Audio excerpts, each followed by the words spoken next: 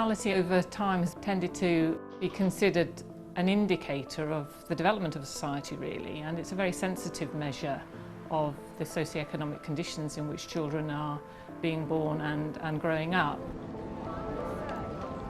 For many years, the likelihood of a child dying before their first birthday in the UK was decreasing, but something has changed. It's very clear from the last 3 years that infant death rates are beginning to rise again, and that this trend is significant. It's not like the tide going in and out or up and down. Around 4 in every 1,000 children in England and Wales are dying in their first year. That's up since 2014. It's a situation that's not gone unnoticed here in the West Midlands. The chances of a child dying before their first birthday in this region are significantly higher than the rest of the country. Following our inquiries, Public Health England has confirmed that they have started a fresh review into the reasons for this. The figures for most regions are near the England and Wales average, but in the West Midlands, that figure is significantly higher and also up since 2014. Drill down further into the figures for Birmingham, and it becomes apparent that in Britain's second city, things appear to be getting worse rather than better. We already know a whole range of complex and interlinked factors such as poverty, obesity, alcohol, smoking, and even how a child sleeps play a part in a high infant mortality rate. But here in Birmingham, they've known for many years that something else is at play. Cousin marriage in the UK is perfectly legal and has long been practised in parts of the Pakistani and Bengali community, although it's becoming less common. Many children whose parents are close relatives are born completely healthy, but some aren't. For my generation, dating is all digital. Heba Maroof from Bradford has recently investigated her own personal journey for BBC Three. In my culture, many prefer to find their partner offline and in the family, with their cousins. There's been a lot of studies in Bradford to show that we're kind of overrepresented when it comes to children who are born with genetic abnormalities. Like, the experience that I had talking to people was really interesting, because there were some people who were kind of like almost in denial about it, who'd be like, no, it's not the fact that I'm married to my cousin. I have 3 disabled children and they all have the same genetic illness, but it's not because I'm married to my cousin. When babies are born to related parents, there's an increased risk of them being born with what is called an autosomal recessive illness that means they may die in infancy or have lifelong health problems. We all have 2 copies of each gene. In recessive illnesses, people who carry one normal gene and one mutated one will not be ill. When a baby is born, it will inherit 1 copy of a gene from each parent. If both parents pass on their mutated gene, the child will be affected. For children of parents who are not related, the overall risk of any birth disorder is around 3 in 100. This doubles for those whose parents are closely related. So in our service in Bradford, we admit about 800 babies a year to the neonatal service. Dr Sam Oddy is a neonatologist in Bradford.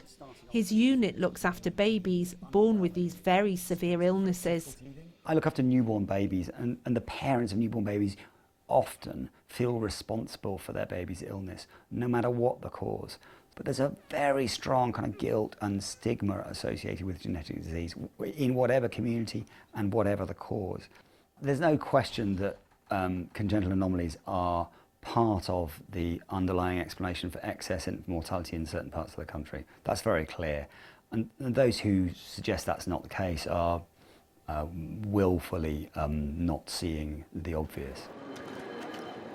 In 2008, Birmingham was given funding for a major project aimed at reducing the number of children dying from autosomal recessive disorders. But in 2011, the funding was pulled. We knew that we were raising awareness, and we knew that the message about the links with, between these recessive disorders and marrying close relatives was getting through, and it's almost become part of the folklore, if you like.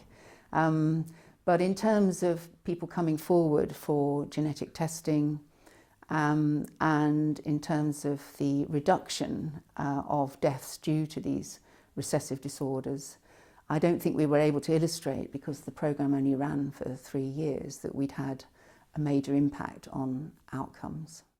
I think in many ways it was a successful project. It feels like it was a real missed opportunity to learn and to embed that learning into mainstream services. Newsnight has been trying to piece together what has happened since the project finished in 2011. We've looked at 6 years' worth of unpublished reports into child deaths in Birmingham. They contain a series of recommendations into how affected communities can be better supported. In 2013, the Birmingham Child Death Overview Panel called for health services to identify pregnancies in which the parents were related, to allow enhanced surveillance during pregnancy, an opportunity for specialist genetic advice. A year later, their report said there had been no progress made on this issue. In 2015, the review panel asked for more to be done when a family has already had one affected child. NHS commissioners are asked to review the extent and reliability of these services and ensure that community pathways are in place. And in 2016 they said, it is recommended that all families who have a child with a chromosomal genetic congenital anomaly are offered a specialist assessment of risk and future options. It is unclear to what extent those recommendations have been acted upon.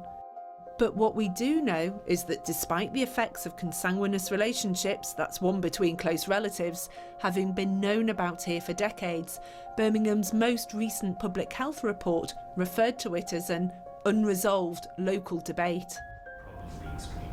Dr. Zahir Ali is a GP just outside Birmingham. For many years, he looked after his niece, who has an autosomal recessive illness following a cousin marriage. Well, speaking from a personal perspective, I personally don't believe things have changed a great deal. In my family, for example, the consanguinity still persists.